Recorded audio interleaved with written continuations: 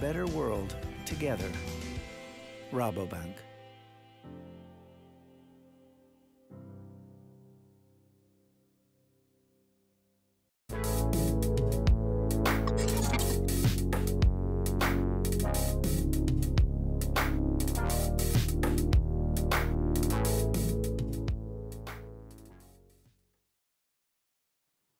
Hi, and welcome to JSpring Digital, the first one ever.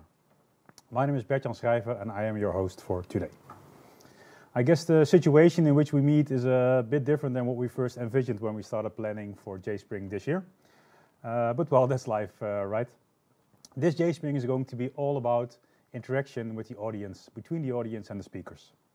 So if you haven't yet, please join our chat using the link at jspring.nl/livestream. You can chat with attendees, speakers, and sponsors, and ask questions about the currently running live session, and I will relay your questions to the speaker. Please also check out our social media channels on Twitter, LinkedIn, and YouTube. We will post regular updates there. I would also like to thank our sponsors for making JSpring Digital possible. If you have any questions for our sponsors, want to chat with them, you can find them in our chat in Discord. But obviously, JSpring is mostly about our amazing speakers. So without further ado, it is my pleasure to introduce you to our first speakers of today. Please welcome Grace Jansen and Kate Stanley. Thank you so much for having us. We're really excited to be presenting at JSpring this year. Sad that we can't be there in person, but we're very honoured to be speaking. And today we'll be talking about reacting to an event-driven world. So my name is Kate Stanley. I'm a software engineer at IBM. I work on a product called IBM Event Streams, which is a fully supported Kafka offering. And I'll be speaking today with Grace Jansen. Yep. Hi, so I'm Grace Jansen. And yeah, I think Kate said, oh, it's great to be here with you guys today. Sad we couldn't be there in person, but hopefully you'll enjoy our talk. Anyway, so let's take a look at sort of our session all around event-driven architecture and reactive systems. So our applications have been dealing with an ever-growing, almost exponentially growing amount of data. Now, the graph doesn't mean that much. It's just to show you the exponential growth. And our applications are expected to be able to deal with these huge quantities of data and often massive fluctuations in this data, depending on the time of the day of the month, the day of the week, the season, etc. So we need to be able to architect our applications to be able to deal with this increasing flux of data and to be able to deal with these huge fluctuations in loads. So how can we do this? Well, this is where sort of event-driven architecture comes into play. So event-driven architecture is a popular architectural approach. It basically enables those events, so those state changes to the system, to be placed right at the heart of your system. So as I said, an event is essentially, it's a state change in the system. And in event-driven architecture, it's stored in this immutable log. So you can see that blue box in the middle there is that event-driven messaging backbone. So it's that immutable log. And when you get a new event, it gets added to certain topics on that log, and you can subscribe to them, and you can get microservices consuming those events from that log. So you can see here in this diagram, it's just a really basic sort of architectural overview of what event-driven architecture is like. You've got microservices that publish events, and you've got microservices that consume events. And you can see service 3 and 4 do both. So you can do both as well. So an event-driven architecture is all about having these loosely coupled microservices that exchange information through the consumption and production of events. So how does this work in reality? What benefits do we gain? Well, let's start by looking at an example. So we're going to get some coffee because everyone loves coffee. And there are so many different examples out there of people comparing the more traditional microservices where you weren't having that event backbone and what happens when you introduce an event backbone and start to have some asynchronous messaging. So this is the example we're going to run through quickly here. It's one that Clément Escoffier has written, so you can go check out the code if you want to, but we're just going to use this as a kind of example of comparing the two approaches. So let's say we have our coffee lovers in our example, and they want to go and get some coffee. When we build our application, they will make a HTTP request to the coffee shop to order a particular coffee. And then the coffee shop will then use HTTP to inform the barista in that shop, I want you to now make this coffee and deliver it. Now, this works really well if we just have one coffee lover and they come along and they ask for their coffee, the barista then makes it and they wait for that response. Here's your coffee, we're all fine. It does mean the coffee lover has to wait and they can't go and sit down and do something else in the meantime, but it works okay. The problem though is when we actually look at scaling. So say we have a lot of requests coming in, we have lots and lots of coffee lovers, suddenly we start to find that this flow is going to have a bottleneck where all of the other coffee lovers will be waiting for this one barista to take their order and process all of the coffees in front. So how can we change this by introducing our event backbone? Well, the coffee lovers want to know for certain whether or not they have put in a request. If the coffee shop's shut, then they want to know straight away. So the HTTP request for the coffee shop to order coffee is reasonable. But we can improve the flow of things by adding our event backbone. So what we do here is once the coffee shop has received an order, it will add an event into our event backbone, which is on the orders. The barista can then look at that order's set of events, go through each one, making the coffee and putting them back into a queue, which is the queue for people to collect their coffees at the end. So that goes back onto the board to say, here are all the coffees that are ready, and the coffee lovers can collect their coffee. So the difference we get in this flow is that actually we could scale up the number of baristas and we could process all the orders much more quickly. We don't have the coffee lovers having to wait for a full flow through before the next one can place their order. So you can have all of the orders placed pretty quickly, the coffee lovers can go sit down and wait, and then the baristas can process all of those coffees. And as I said, there's so many different examples of this all over the internet of different ways that show if you move across and add in this event backbone, you don't get the same bottlenecks you would before. And this leads to this question. So you've switched from HTTP and you've gone to event-driven architecture. So is your microservice system now non-blocking and highly responsive like we wanted? Well, for a lot of people, because of all these examples, they use the event backbone of Kafka. It's very tempting to answer this question by saying, yes, my microservice system is fully non-blocking and highly responsive because I'm using Kafka. No. So Kafka is a fantastic tool and event-driven architecture is a fantastic architecture, but it doesn't make your application completely non-blocking and highly responsive. We have to think about the many different layers and levels within a microservice system or application, and you have to think about more than just the data layer, more than just the event-driven backbone. So how do we make highly responsive and resilient applications? So we're looking at how do we make reactive applications? Well, our applications nowadays are not just made up of a single microservice, they're usually made up of multiple microservices. So here we have in our demo application, 3 microservices. So Kafka provides a really great tool to enable reactivity, responsiveness, asynchronicity at the data layer. But the data layer isn't all that's involved in our application. So we need to look at inside our microservices. So we have to use sort of reactive programming patterns like futures, libraries, and reactive streams in order to architecture asynchronous logic flow within our individual microservices. But of course, as I mentioned, our applications aren't just made up of one microservice, they're made up of many. So we have to think about how those microservices interact with each other, interact with that data layer, and even interact with third-party software or third-party applications. So this is where reactive systems comes into play and reactive architectural patterns. So let's take a closer look at reactive programming. So here's a basic definition of what reactive programming really means. So it's all about driving forward this logic based on the availability of new information. So it's really about making your microservices as asynchronous as possible in terms of their logic flow. So it's essentially a way of managing the internal logic of a microservice. And as I said, there's a few different patterns you can use out there to enable this. It includes futures, reactive programming libraries, and reactive streams. So you've probably come across futures before. It's just a promise to hold the result of some operation until that operation completes, so asynchronicity. You've got reactive programming libraries, which includes RxJava and Small I Mutiny, and that's all about composing these asynchronous event-based programs. And then you've got reactive streams, which is all about adding in this back pressure and adding in this non-blocking manner for handling asynchronous data streams. So these are some of the patterns that you can use when you're implementing reactive within a microservice itself.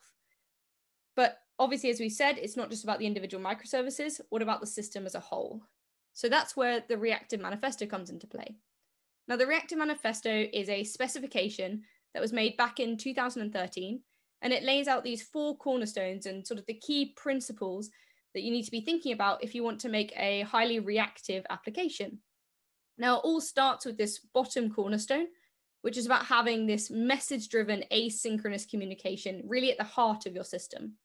That message-driven asynchronicity enables you to achieve the other 2 cornerstones in the middle here, which is elasticity and resiliency. Now, elasticity is basically all around being able to scale your application up and down, depending on the load fluctuations to your application. So if I've got loads of users trying to access a particular part of my site or my application, I need to be able to elastically scale the resources assigned to that up, and then when that load decreases, back down again, to be as cost efficient, but also as responsive as possible. And then we've got resiliency. So as application developers, it is literally almost impossible for us to be able to predict the failures that our applications will come up against. And so what we need to do is we need to be able to architect and design into our applications this inbuilt resiliency, so that when that failure does inevitably occur, we are able to respond to that in a resilient way, which means the rest of our application can continue working even when a small part of it comes down. Without that inbuilt resiliency, our applications are likely to fail and sort of be completely unresponsive to our users, which means the other cornerstones sort of don't even matter because you won't have an application at that point to be reactive or responsive. So that's a really key cornerstone. And then all of these 3 cornerstones lead to creating that responsiveness to the user, really enabling a truly reactive application that's able to respond to events and data changes and sort of state changes as soon as possible to give that up-to-date information to their users and respond to any actions that user may do on that application. So this is the Reactive Manifesto, and these are sort of the key principles you need to be thinking about when building truly reactive systems at every level. So how do we achieve this? Well, here are some of the sort of commonly used reactive architectural design patterns. So you've got CQRS. So CQRS stands for Command Query Responsibility Segregation, and it is essentially all about separating out the read and the write APIs. Then you've got event sourcing, which we'll go into more detail on through Kafka. So event sourcing is all about persisting the state within your application as a sequence of state changing events in that immutable log that I talked about. Then you've got sagas. So saga is essentially a mechanism to take sort of traditional transactions that we would have normally done in monolithic applications and monolithic architecture and do it in a more distributed fashion. So we create these multiple different microtransactions that essentially have this fallback behavior to account for things going wrong. And so it's a sequence of local transactions where each transaction updates the data to a single service. So it's a more distributed way of enabling these traditional transactions. And then we've got sharding. So sharding is all about splitting up huge databases into smaller, more manageable databases to enable greater parallelism within an application.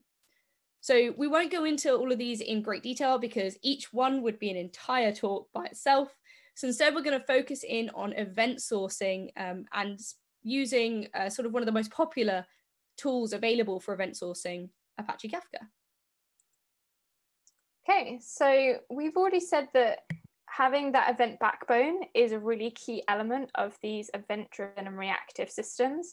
But we've also said that you can't just introduce Kafka and then say, I'm done, that's it. So let's look at how do you configure Kafka so that it's ideal for your reactive system. So what we'll do is we'll have a look at some of these cornerstones and see how Kafka is suited to it, but also how you can configure Kafka correctly. And we'll start with message-driven. So a lot of the time when you look at Kafka and look at all of the blog posts online and stuff around what Kafka is for, a lot of people talk about it being about event sourcing and event-driven, whereas actually in the Reactive Manifesto, we have message-driven, not event-driven. Now, interestingly, if you look back at the Reactive Manifesto, they did start off with event-driven. So it's worth having a look at the Reactive Manifesto, and they have a little section where they talk about the switch that they made. But at the heart of it, really what we're looking for from something like Kafka is something that will enable this asynchronous message passing. So what do we mean by message passing? Well, a message is an item of data that is sent to a specific location, whereas an event is a signal emitted by a component upon reaching a given state. So you can imagine the events of being more these kind of actions of saying something has happened and I just want to tell lots of people, and I don't really mind who finds out, I'm just going to tell lots of people about it. Whereas really when we're talking about being reactive, you are talking about these messages that are going to a specific location. It's not good enough to say to lots of people, oh, there's this order for coffee. You need to tell the specific person, which is the barista. But a message can contain an encoded event in its payload. So it could be that your specific message contains an event, which is what that person really needs to know about. So we have these two different definitions, but how does Kafka fit in? Well, this is the definition of Kafka that you can look at on the website. It's an open source distributed streaming platform, and it allows these three main characteristics. You can publish and subscribe to streams of records, you can store records in a durable way, and you can process streams of records as they occur. The word message and the word event doesn't appear on this slide. One of the most amazing and best things about Kafka is it's really, really configurable. So you can really tailor it to suit your specific system, and Kafka doesn't mind whether you're passing messages or events. You just need to pass something that looks like a Kafka record. So it's up to you to decide what the actual contents of that is. So actually, from the message versus event-driven, Kafka is happy either way, and the important thing is that it does enable this asynchronous message passing because it does this publish subscribe of the records. So we've talked about message-driven. Let's look at resiliency in Kafka.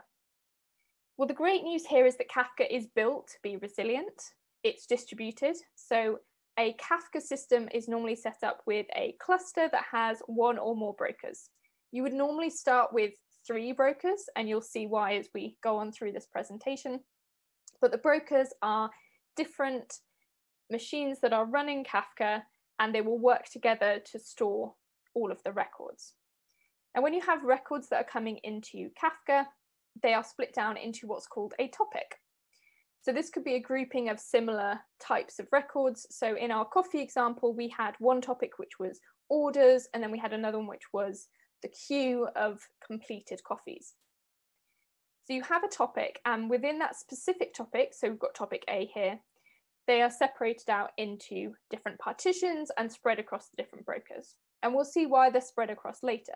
But for resiliency, the important thing is that for a specific topic and a specific partition within that topic, one of the brokers will be the leader. This is where all of the records go, and this is where all of the clients will talk to. So your applications that are producing and consuming, they talk to the leader. What Kafka will do for you by default under the covers, it will copy all of those records onto the other brokers, and those become the following brokers. So you have our leader, and we have all of our followers. All the Kafka clients are talking to the leader. And this means from a resiliency standpoint, if our leader was to go down, which is possible, could happen, we still have replicas of all of the data. So we haven't lost any data at this point in time, and all of the Kafka clients just move over and talk to a new leader. So Kafka will have a leader election, assign the new leader, and the Kafka clients just carry on as normal. So by having this set up by default, Kafka has built-in resiliency, and it is designed to work as a distributed system that provides high availability and resiliency built in. So we've talked about Kafka and the Kafka brokers themselves, but what about what we're architecturing into our own applications? What about our producers and our consumers? How do we make them resilient? Well, it's not really good enough to do fire and forget if you want full resiliency within your application, like maybe we once would. Because as Kate said, brokers can go down and messages can get lost. So instead, we need to look at things like our delivery guarantees to be able to ensure we have resiliency in our producers. So there's 2 different delivery guarantees you can choose between. at most once means that you know that at least it's only going to give you an acknowledgement when that first broker receives that event or that message. And that means that you may lose some messages because it's not completely resilient, because if you're only doing it after that first broker's received that message, that broker could go down without replicating to the other brokers, and so you could lose that message. Then you've got at least once delivery. It does guarantee delivery because it means that it's waiting for all of the different replications in those different brokers to get that message or that event before it receives that acknowledgement. But it does mean that you can get duplicates. So there are sort of pros and cons to each, but if you want full resiliency, it's that at least once that you want to be focusing on in terms of configuration. And we can achieve that by looking at ACKs, which is acknowledgement, and retries. So acknowledgement, essentially it allows you to set when you want the producer to get the acknowledgement that that event has been received by Kafka. And as we say, we can do at least once or at most once. And then retries. So if the acknowledgement times out or fails because a broker's gone down, for example, then how many times do you want to retry producing the event? The one thing to consider with retries is that it might affect the ordering of your events. So that's something just to be careful of. But by using these configuration values, we can make our producers more resilient to potential failure. What about consumers? So consumers have a configuration value called committing the offset commit. So you can choose to do this as a manual or an automatic commit. So most of the time it's automatically sort of the default is automatic. Now an automatic commit is just based on a timer. So the commit is essentially, the offset is essentially the number assigned to the event or the record in a topic, and it so essentially goes from 0 upwards. And the offset is the value of which the consuming microservice has reached. So they'll read the first record and they'll then commit offset number 0, number 1, number 2, and it goes on and on and on. Now it's important to configure this in a resilient manner, because if your broker goes down and it's only committed up to offset 2, then when it restarts back up again, it will start from 3 onwards. However, if you've already committed the offset and you weren't able to sort of process the data within that, and the broker goes down and it comes back up and it starts at 3, you then may have lost number 2. So automatic configuration of this committing offset means that it's based on a timer and that you might have those messages or those records lost. Whereas by doing it as a manual configuration, you can choose when to commit those offsets. So you can choose to commit them after doing processing on them, for example. So it's important to sort of think about these configuration values when you're trying to produce resilient consumers and producers for your application. Okay, so we've talked about resiliency. We know that the Kafka brokers have resiliency built in, and there are different configuration options that you need to think about from the producing side. So from the producers, you need to think about your acknowledgements and making sure that you're waiting for Kafka to tell you that it's definitely got your record.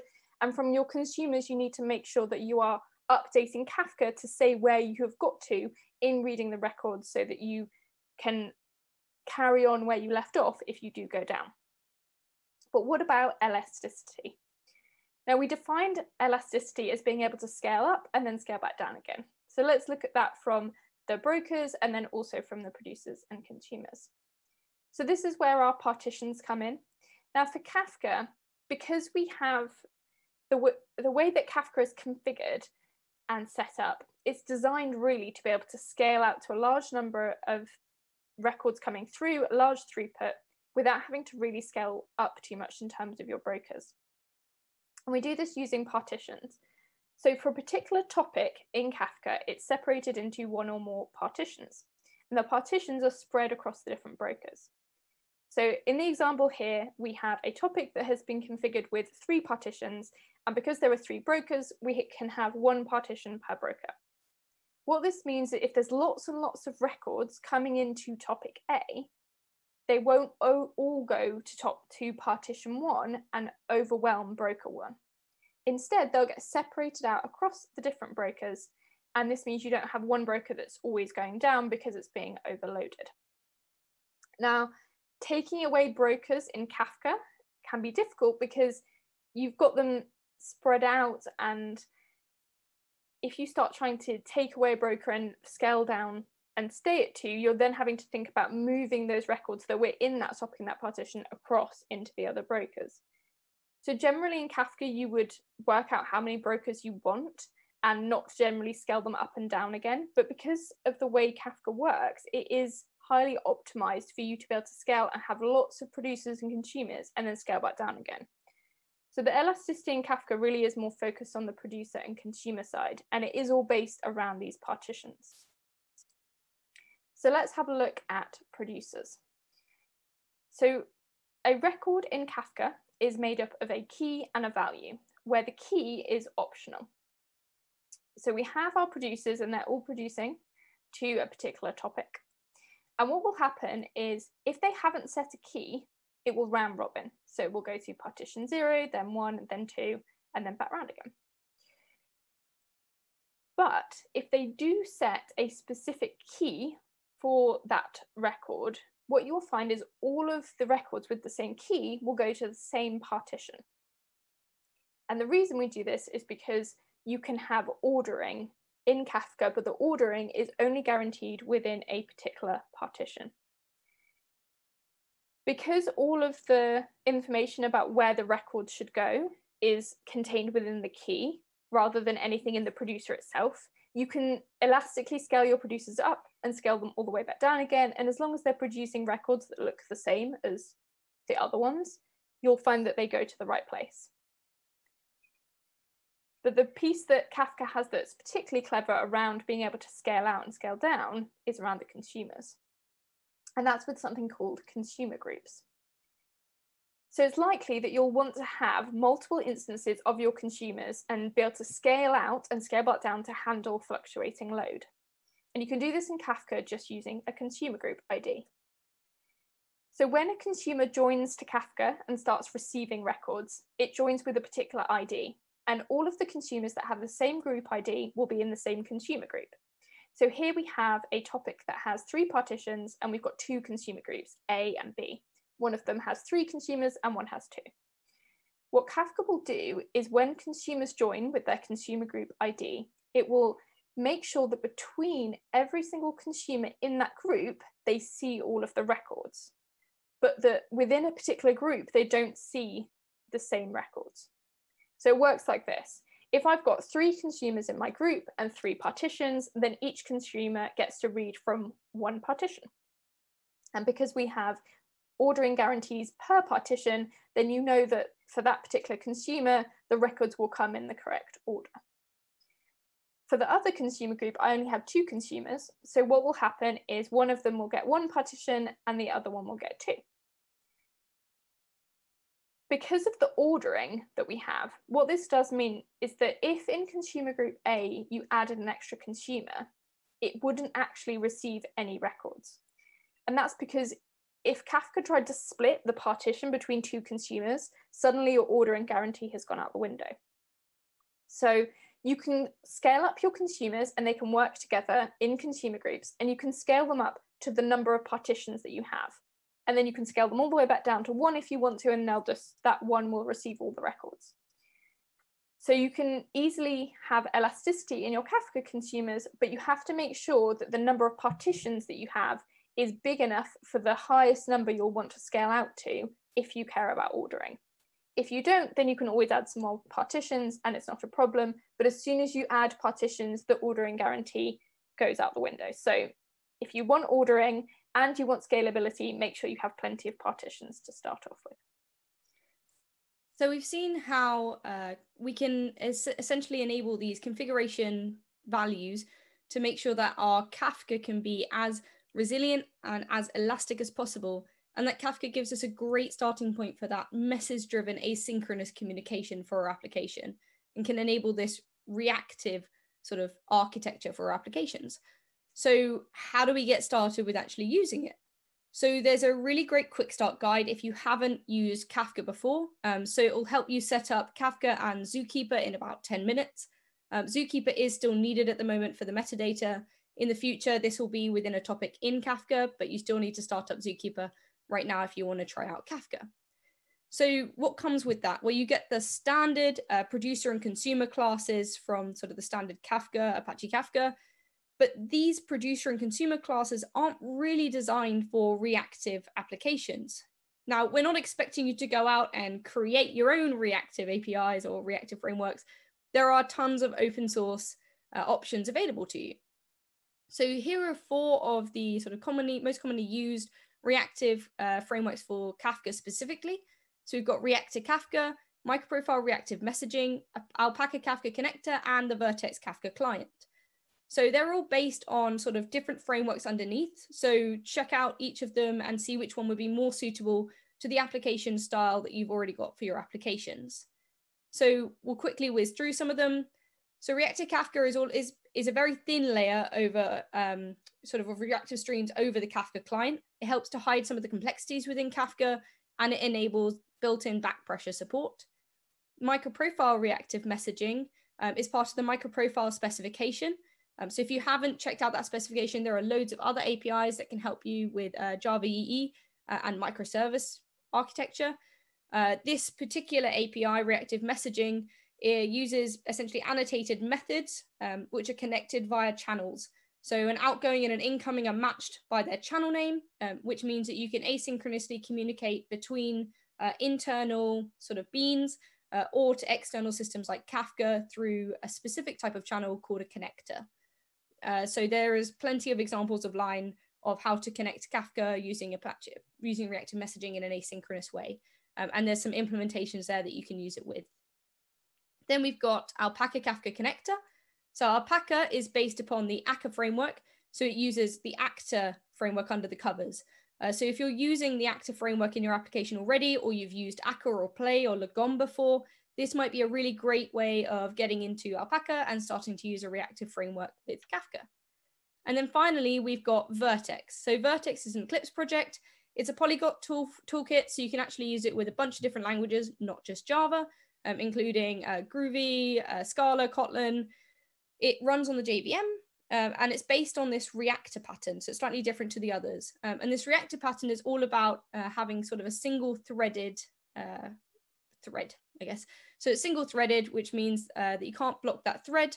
But what it does mean that when you're receiving sort of events, it means that sort of doing that event handling can be a lot easier. Now it's, again, non-blocking, event-driven, and includes this distributed event bus. So this is Vertex, and Vertex is actually the framework that we chose to use when we were building, well, re-architecturing a previous application to be reactive using Kafka. So these are just some of the commonly used ones that are out there at the moment that you can go and try. So why would you want to use these reactive frameworks when you have the Kafka producer and consumer that you can use already?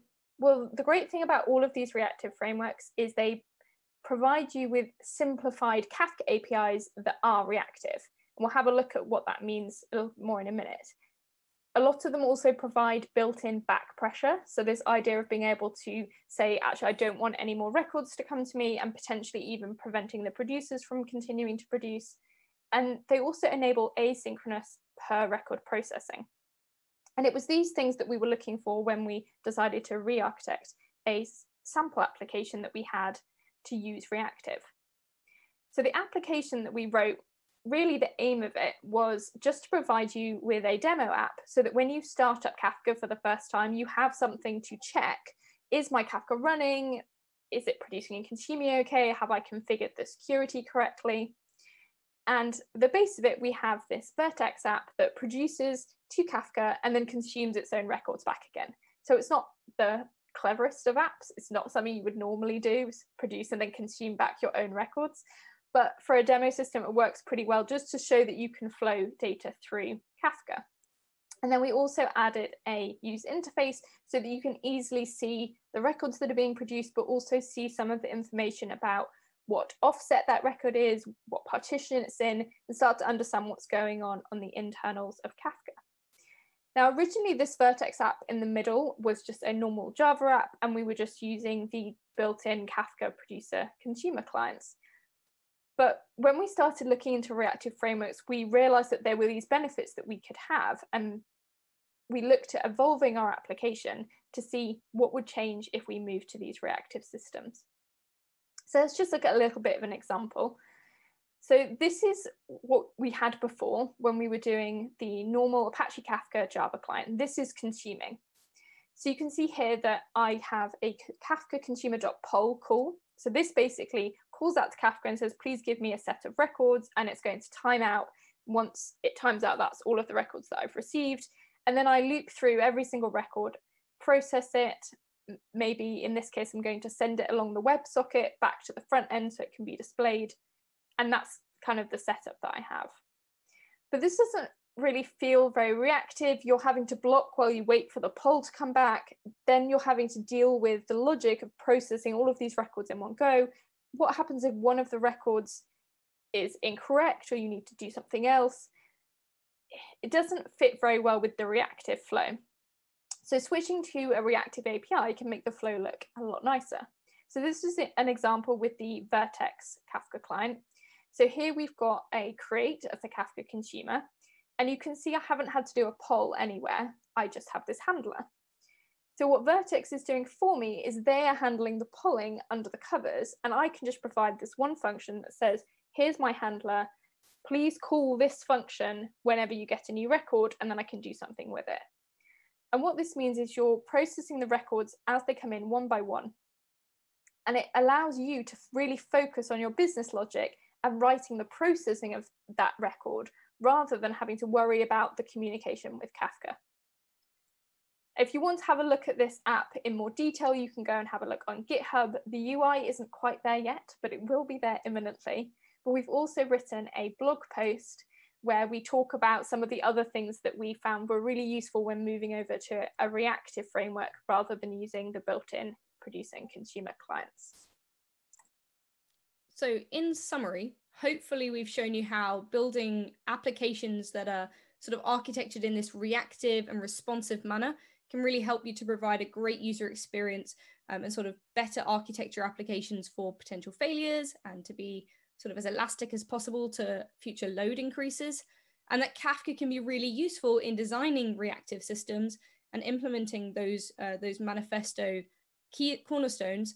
But you have to think carefully when you're designing your system about those configuration values and how you can implement reactive with Kafka. But as we pointed out, you are not alone in this. There are lots of reactive frameworks to help you along the way. And hopefully you can see from our demo application just how it's helped us when we were redesigning our own application with our internal logic flow and sort of helping to create a more asynchronous logic flow within that application.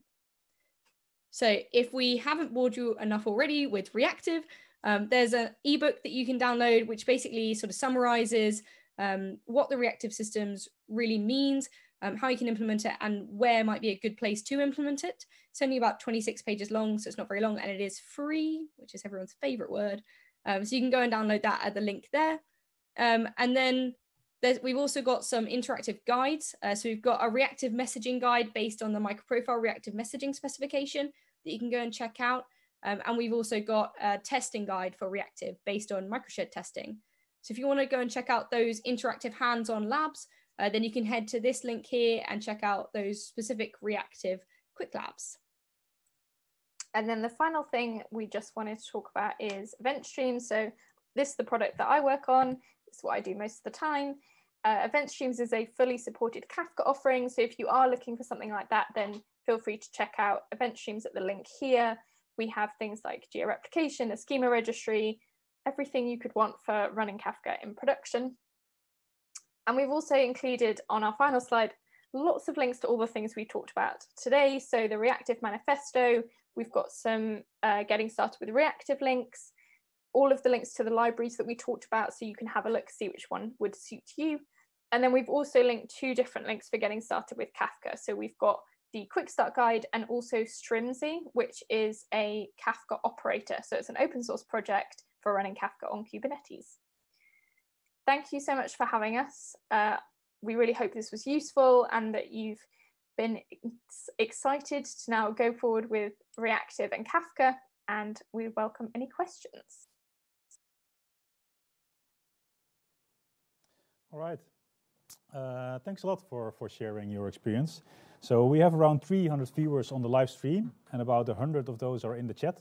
That means about 200 people are missing out on the opportunity to ask questions directly to you two.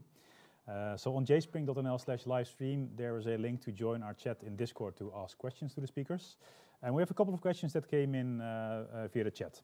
So the first one is about, well, basically evolvability and formatting of messages. So if you send messages over Kafka, to what degree evolvability of those messages comes into play? For example, adding fields, removing fields, or maybe even going to other programming languages?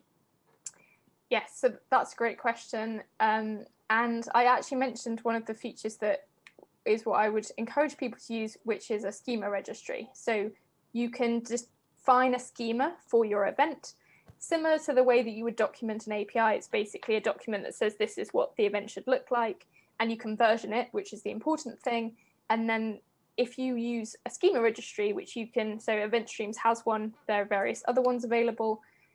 What it basically means is you will store the schema of what your event should look like in your registry at that version. And then if you do need to add fields or things like that, and you find you need a new version, what you can do is add the new version to the registry. And then because your applications should know what version of the schema they're working with, they can then migrate over time to update to the new ones. And if they get hold of a record that they don't understand, then they can just ignore that one and carry on, and you can have other applications that are processing those records at those versions.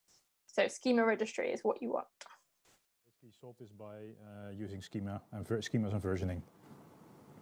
All right, so another question is about event sourcing. So if you're doing event sourcing, you usually want a globally ordered event log that contains a single source of truth for the whole system, basically the event log. This seems challenging if you use Kafka's topic-based partitioning for scalability. So do you have any tips on designing a partitioning or topic strategy for event sourcing architectures? So in terms of Kafka being the ultimate source of truth, the reason you have the leader in Kafka is that's where all of the records go to. And then with the partitions, you are spreading out the different records, but you wouldn't have the same record in multiple partitions. They go to one partition. So when you're doing event sourcing, normally what you would do is for a particular object, which is evolving over time, so say it's an order, you would have a unique ID for that order, and you use the key as your ID. What that means is when you have the order created, updated, deleted, whatever the events are over time, those go into the same partition because they have the same key. And then that means you get your ordering guarantee, and when you read them back, they come back in the correct order. So normally what you'd find is in event sourcing, using a key as part of your record is really important. Sure, yeah. So an interesting question is, can you do exactly once processing with Kafka? So yes, yes, kind of. I think it's the easiest way to answer it. So they have now introduced an idempotent producer, which would mean that if you produce duplicate records, that it does the same thing, so you don't end up with them actually duplicated in Kafka. The idempotent producer, though, is really optimized for Kafka Streams and the streaming API that they have. So you can do it with Kafka, but it's worth having a little look specifically around the documentation for that and the Streams API and working out if that suits what you're looking for. Okay, so there was a specific question about the barista examples. The question is, how do you guarantee that I get my coffee from one of the barista consumers when some need to take a break? So the producer produces a coffee order. This ends up in a consumer group of barista services, right? So one barista picks it up, or multiple. What if a barista fails? How does the customer still get his coffee? So that comes back to the committing of your offsets. So what you would normally do, and Grace talked about having manual versus automatic commits. If you have automatic commits on, then what you could have is a barista takes the order, they start making the coffee, auto commit happens, and it's said that I've processed this one. Then the barista goes down, goes on a break, whatever. When it comes back up, it'll then carry on from further along from where it got to. What you should do instead is have manual committing of offsets. And actually, interestingly, the Vertex Reactive Kafka client has manual by default. So it's the opposite of the Kafka one. They force you to think about it. And what you would do is you would only commit the offset once you had fully processed the coffee and returned it, which means that if your application were to go down, when it came back up or when a new one came back up to take its place, it wouldn't think that you had already processed that one, and so it would reread that coffee order and start that one. And you've also got the retries configuration value that we talked about. So for example, if a barista started making your coffee and then decided to go off on a break, and you've set that manual offset commit to be after the coffee's been sort of served up to the customer, then that committing of that offset won't happen, and your retry configuration will mean that if you've set it to retry, that it will retry again with maybe a different barista. Right, so it's good to hear that the Kafka is well equipped to make sure that I get my coffee in the end. Yes. Very important. So about the Reactive Manifesto, it's been around for a while. It was written in 2014. Would you say that it's still relevant, or is some of it outdated? So it was originally written in 2013, and the second version was released in 2014. In that second version, they did update a few of the key characteristics. So they have updated it from the original version. I'd say it's still relevant today, just like for example, like Java's 25 years old, but no one questions whether Java is relevant or not. I don't think just because of the age of something, it means that it's completely irrelevant. And because it's not an implementation, and because it's just a general sort of specification level document, it's meant that the implementations of that have almost sort of evolved it and taken it further. So for example, like Vertex, like microprofile, like Spring, Reactor, all of those implementations have evolved it further. But I think the key principles that are at the heart of the Reactive Manifesto, even from 2014, are still relevant and still needed in our applications today. All right. So when you talk about event sourcing, do you have a recommendation for snapshotting of events, for instance, of a particular aggregate in DDD? So in terms of the different options for snapshotting from Kafka, there are various tools that you can use. There's something called Kafka Connect, which is normally used the other way around, of pulling data into Kafka, but you can get data out of Kafka that way. So having a look at the different Kafka connectors that are available and being able to stream events from Kafka into a third-party system is a good option. But the other thing you can look at is the compaction options within Kafka. So the normal setup of a Kafka topic, all of the records come in and you just have a retention period or a retention size. So the records won't stay in Kafka forever, but they'll stay there for a reasonable amount of time, and you can define that time. So you can say, I only want them to stay for an hour, I want them to stay for a week, for a year, if you really want to. Or you can say, I want to only keep records so that I have this much data stored. And what Kafka will normally do is it will just then remove records from the beginning going forward. So the most recent records will still be there, but maybe some of the older ones will get removed. But what you can do is you can turn on log compaction. And what that does is it basically allows you to only keep the latest record with a certain key. So if we go back to the event sourcing where I was talking about the key being really important and the key normally being an ID, what you would do is, say, for example, you want to store addresses, you would have a unique ID for the particular person, and you only care about the latest address. So what you can do then is you basically have that you turn on log compaction, and Kafka will delete any of the previous records. So you only have stored in Kafka that one record for the latest update of the address. So that can be quite a good way to set up sort of a snapshot of what your system is. In terms of snapshots for durability, generally in Kafka, the recommendation, what people tend to do is more of a sort of disaster recovery and replication. So there's something called Mirror Maker 2, which is part of Kafka now, and that allows you to replicate all of your data from one system to another. So if you're worried about your whole system going down and wanting to recover and having a backup, then what you would normally do is just have another system of Kafka running, and you can use Mirror Maker 2 to replicate all of the data across so that you have a new system ready to go if something does happen. All right, thanks. So we're about to wrap up, but there's a couple more final questions I'd like to squeeze in. So one is about KSQL. Are there any plans for making it available as a Java library? I don't know about KSQL.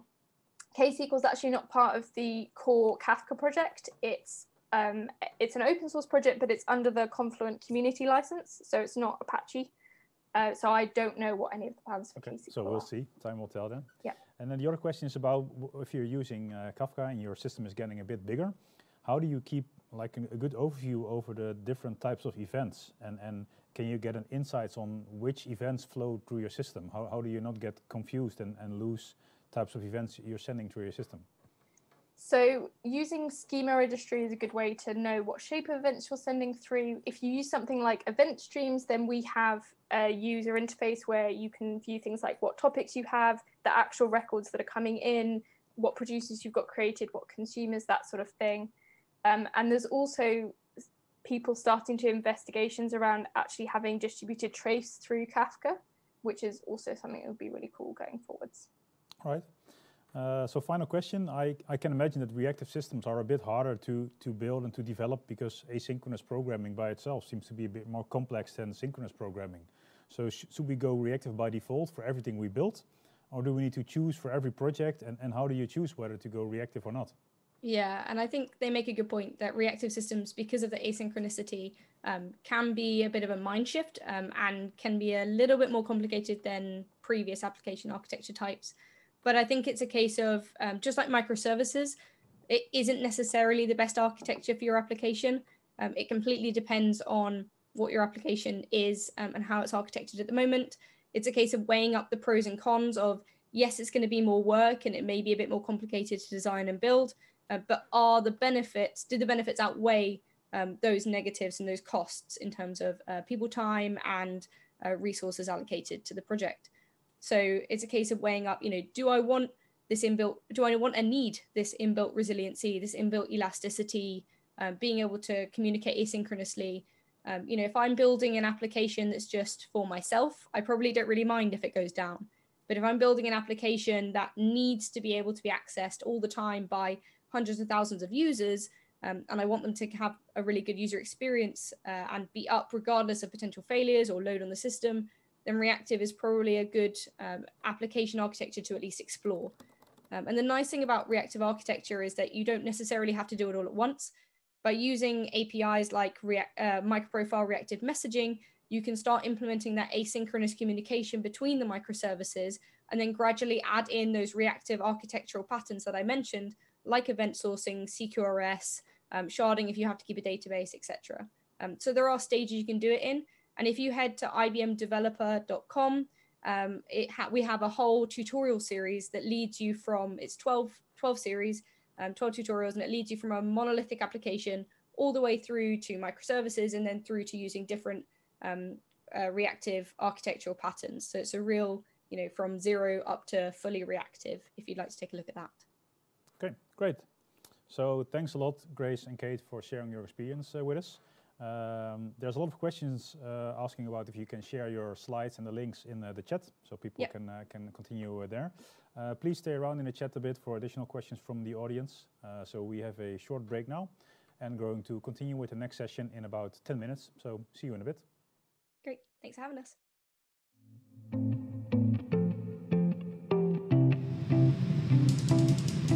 Ik ben hier begonnen als juniorbouwer. Toen werd ik hier eigenlijk geplaatst in een project met allemaal super senior bouwers. Dus daar heb ik enorm veel van geleerd en al hun kennis geabsorbeerd en tot me genomen. En inmiddels ben ik teamlead bij een van de grootste projecten die Duo draait. Ik ben hier begonnen bij het programma Vernieuwing Studiefinanciering. Daarna ben ik doorgestroomd naar de lerarenbeurs. Ik heb toen tussendoor ook nog een tijd gewerkt bij methoden en technieken, waar ik allemaal gereedschappen en bouwblokken heb ontwikkeld die nu Duo breed gebruikt worden. Wat mijn werk bij Duo hier uniek maakt, is de schaal van de projecten. Neem een klein project als de lerarenbeurs, waar 1 team, 2, 3 bouwers een aantal maanden van het jaar aan werkt. Die software die verdeelt gewoon 130 miljoen euro in een paar maanden tijd. En dat geeft een enorme verantwoordelijkheid. En die verantwoordelijkheid, dat geeft mij echt een kick.